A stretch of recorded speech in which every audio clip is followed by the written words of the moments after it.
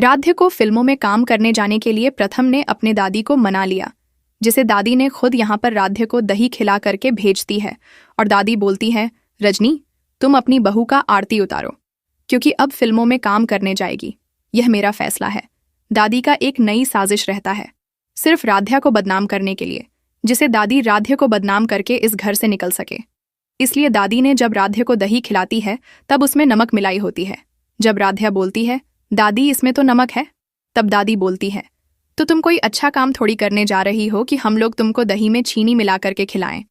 शुक्र मनाओ मैं तुमको दही खिला दी, नहीं तो तुम्हें तो इस घर से निकाल देना चाहिए। अब राध्या के ऊपर एक बहुत बड़ी संकट आने वाली है। अब शायद राध्या अपने कमरे में बैठी थी, हाथ में वही फाइल लिए हुए, वही फाइल जिसमें उसके खिलाफ झूठा कॉन्ट्रैक्ट रखा गया था। उसने आज सबके सामने सच्चाई उजागर करने का निश्चय कर लिया था। उसके चेहरे पर दृढ़ता थी, लेकिन आंखों में दर्द भी। थोड़ी देर में पूरा मित्तल परिवार हॉल में इकट्ठा हुआ। प्रथम, उर्मी बुआ, दादी साहिबा और बाकी सभी सदस्य।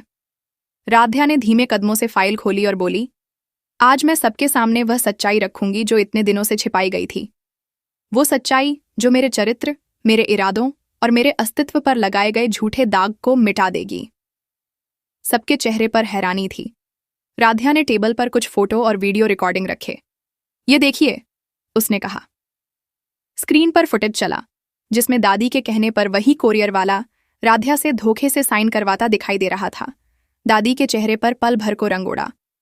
उर्मी बुआ के होंठ सूख गए। प्रथम ने एक पल के लिए आंखें बंद कीं। उसके भीतर का विश्वास लौट आया था। मतलब, तुमने सच कहा था, राध्या, प्रथम ने धीमे स्वर में कहा। हाँ प्रथम, राध्या ने कहा, मैंने कभी झूठ नहीं बोला। यह सब दादी का रचा हुआ खेल था। पूरा घर सन्न रह गया। सभी की नजरें अब दादी पर थीं। दादी ने अपनी भारी आवाज में कहा, तो क्या अब तुम लोग मुझे कटघरे में खड़ा करोगे? मैं जो कुछ भी करती हूं इस घर की भलाई के लिए करती हूं। भलाई? प्रथम गरज उठा। आपने राध्या को बदनाम किया, उसके नाम से झूठा कॉन्ट्रैक्ट बनाया, उसे घर से निकालने की साजिश की। ये भलाई है? दादी ने गहरी सांस ली, फिर ठंडी मुस्कान के साथ बोली, तुम लोग समझते नहीं, यह लड़की इस घर के लिए अशुभ है। जिस दिन से यह आई है घर में चैन नहीं है। मैं सिर्फ उसे यहां से दूर रखना चाहती थी। राध्या की आंखों में आंसू आ गए, लेकिन उसने खुद को संभाला। वह दादी के सामने आई और बोली, दादी, मैंने हमेशा आपको मां की तरह माना, लेकिन आपने मेरे विश्वास का खून किया।